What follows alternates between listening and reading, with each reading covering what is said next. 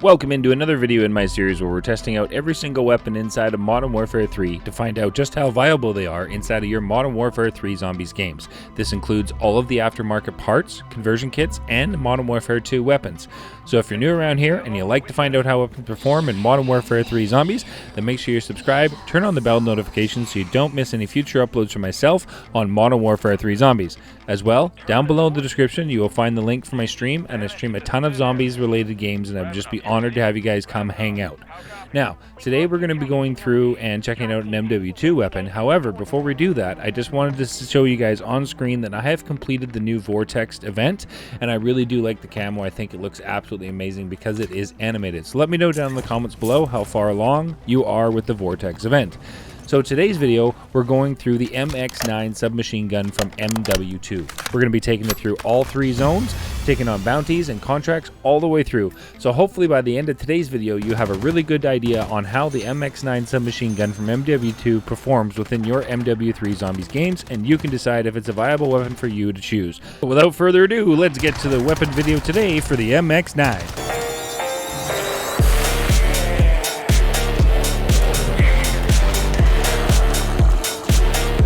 Alrighty, here we are. We're going to be spawning in, and like we do in this series for testing out the weapons, I want to show you guys what the base weapon's capable of. So when we spawn in, we're not going to put on anything as far as additions for the weapon. So we're going to be putting on perks and some of the extras I brought in today, which is the golden armor plates, the ether blade, and mags of holding for later on. So make sure you stick through the video for mags of holding.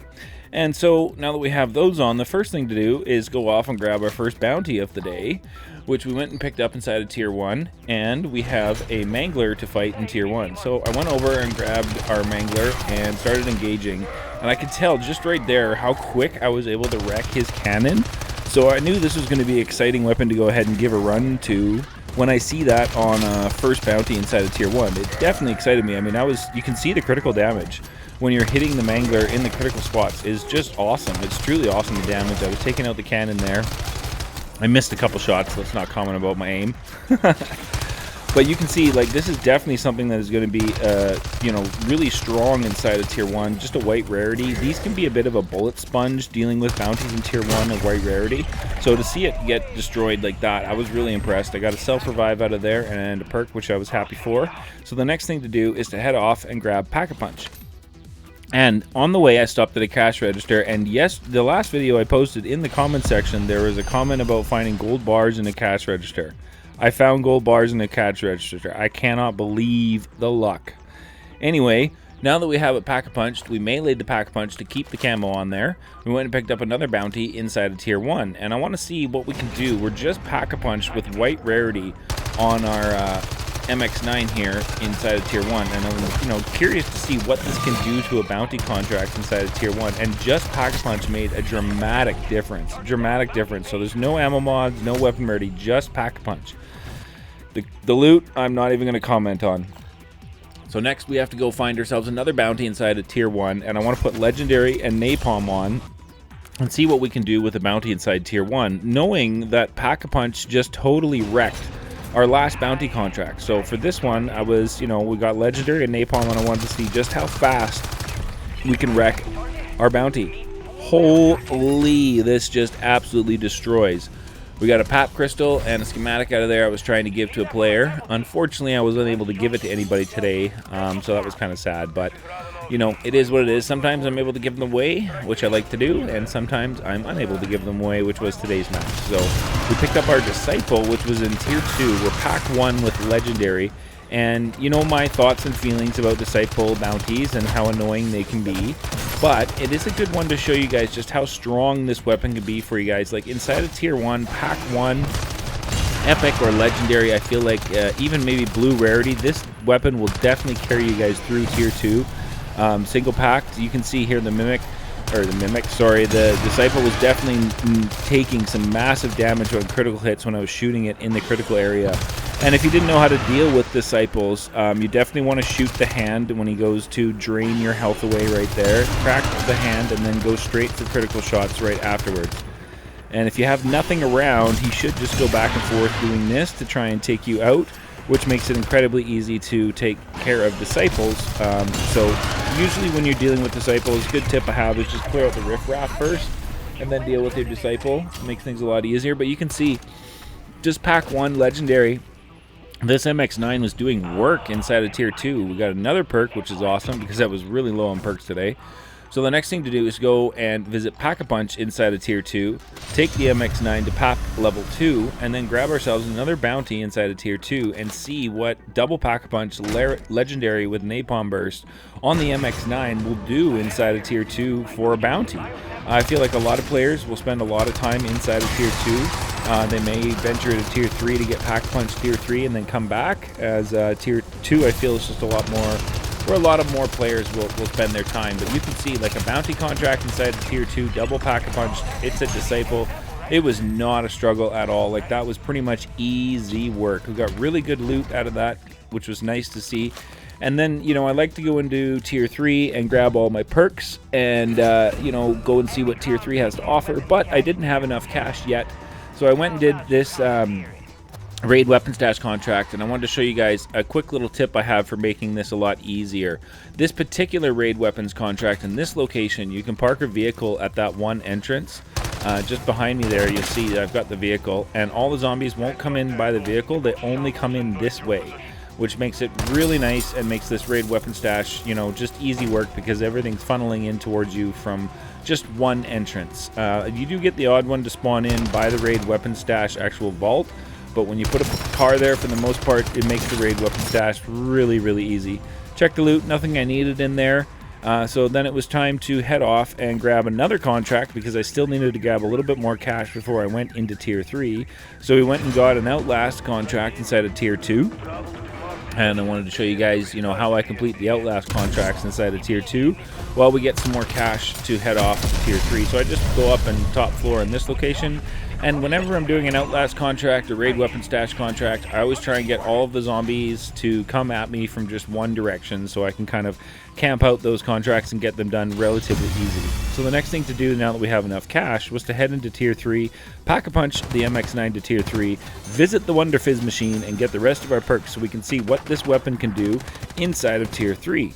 So now that we're inside of tier 3, I wanted to see just how the MX9 handles tier 3 zombies, and I was impressed. Like, these ones are just getting melted right in front of me. It wasn't much of an issue at all to deal with the zombies inside of tier 3.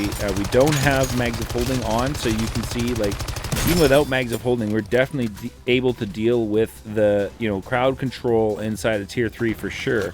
So now I was trying to grab a bounty contract to see if we can get ourselves a Mega Abomination and see what this MX9 triple pack legendary with Napalm Burst can do against a Mega Abomination bounty contract inside of tier 3. Now, this Mega Abomination had its effects missing, so I couldn't actually see its laser attacks. This made this quite the challenge because I could not see when he was shooting me, and even if he was shooting me, it didn't have anything on screen to notify me of damage or anything like that. So this was quite the interesting fight to deal with a Mega Abomination with no effects working. I don't know what was going on with my game. Let me know in the comments below if you guys have had issues with effects not playing or just the game bugs. I'd love to hear what kind of crazy bugs you guys have come across for sure. So we were taking, you can see the critical damage on the MX9 on the Mega Abomination when you're able to get the critical hits. He was firing his laser attack right here, but like you can see there's nothing, so I didn't even know if he was shooting me. Like, I couldn't tell. It was so confusing. Anyway, we were able to finish off the Mega Abomination contract right here. He dropped me some epic loot, which was amazing to see. We got a Scorcher case from the Mega Abomination, which was awesome. I definitely wanted to keep that, so we put that in to our backpack, and then we went and checked the loot from the Mega Abomination, which wasn't much at all. And then I wanted to show you guys just a little bit more of the crowd control inside of tier 3 when you have a whole bunch of zombies coming at you. Your armored zombies, your sprintered zombies, your dog zombies coming at you. How does this MX9 handle crowd control inside of tier 3? And it's definitely easy work for sure. So, you know what we had to do? We had to go visit Zhorde, the Guardian of the Arches, and see how he's doing today. And today he was doing all right, but again, the effects were gone, so this made this, like, I couldn't tell when he was shooting laser attacks aside from like on-screen stuff. It was really weird. You guys will see during this fight, like I just had the biggest struggle trying to figure out when he was firing up his laser attacks, because my effects were just bugged in the second half of my match today. I'm not sure what happened. Zhorde was trying to run away there. I had to poke my head out and get him to come back because he was being naughty and trying to leave the scene, which is not acceptable, Zhorde. What do you think is going on, buddy? Anyway, so we're using our aether relay to keep out, you know, the zombies away from in front of me, and here's Zhorde firing up his laser attack, but again, I can't see it. So like, I don't even know where the laser attack's going, if he's hitting me. We're halfway done, Zhorde, already. So this MX9 is definitely doing major work against abominations inside of tier 3.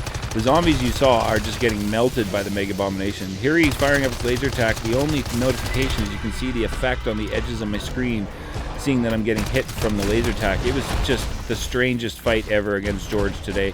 I'm not sure what's going on, whether he's learning some new tricks or something to hide his laser attack, but Zhorde was definitely not pleased with me today. He was getting really angry here as I was making him turn around. It was kind of funny that he was getting so mad at me, but we were able to get him off here. He fired up his last laser attack here shortly, and we were able to finish off Zhorde with the MX9 inside of tier 3, and ran out of ammo right at the end, but thank goodness Zhorde, one of the zombies dropped me a little bit of ammo there, so I was able to poke my head out, fire a little bit more. I grabbed one more ammo pouch here on the left from the zombie, and then with that we were able to finish off Zhorde pretty much here. There you go.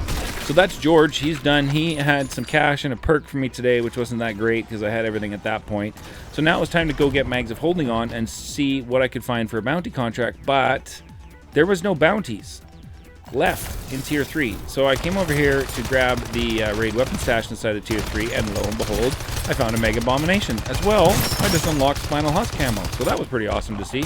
But here's a Mega Abomination inside of tier 3, and I've got Mags of Holding on right now, and I wanted to show you guys, you know, a little bit of crowd control with Mags of Holding inside of tier 3, and to show you just what he can do when you have that steady stream of damage you're able to dish out to the Mega Abominations inside of tier 3, when you have Mags of Holding, and reloading is no longer, you know, something that you have to be concerned about.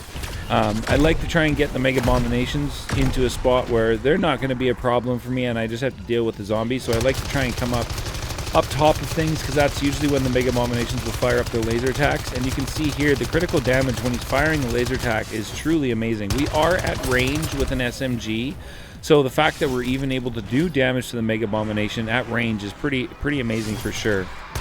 And you can see I had a whole bunch of zombies coming up here to come and get me, and the MX9 definitely handles them with ease. The only issue I really had that you may find running around with the MX9 is the ammo count is a little bit low.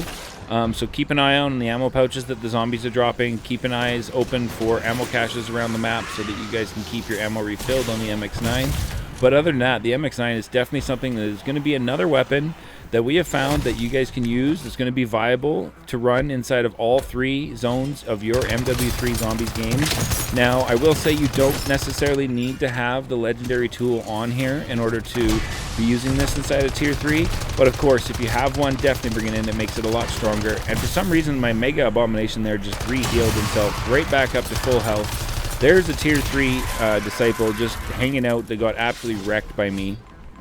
I was so confused about his health bar because now it's back up to full. I just didn't understand what was going on with this Mega Abomination. But look at the damage. Just look at that damage. I am melting the Mega Abomination here like absolutely nothing. Just like Swiss cheese, hot knife through butter. He is gone. That was truly awesome. Truly awesome. Check the loot, large backpack, another perk I didn't need. And then I wanted to show you guys another Mega Abomination inside of tier 3 with Mags of Holding. So I was over here on my crates jumping around trying to find this Mega Abomination and deal with him. Look at all the zombies that I had coming at me, and then I was backing away. I didn't even notice, but as I was backing away from the herd, there's the zone. Zone was coming, so it was time to get out of Dodge. It's time to mark an exfil and get the heck out of Dodge because I did not want to die. So we managed to push the containment level up to 266 on our John Doe character. And as always, at the end of the video, here's the weapon build I used for today's run. Let's work together down below in the comments and come up with an amazing build for us all to use inside of our Modern Warfare 3 Zombies games. Thanks so much for tuning in today, everybody. We'll catch you in the next one.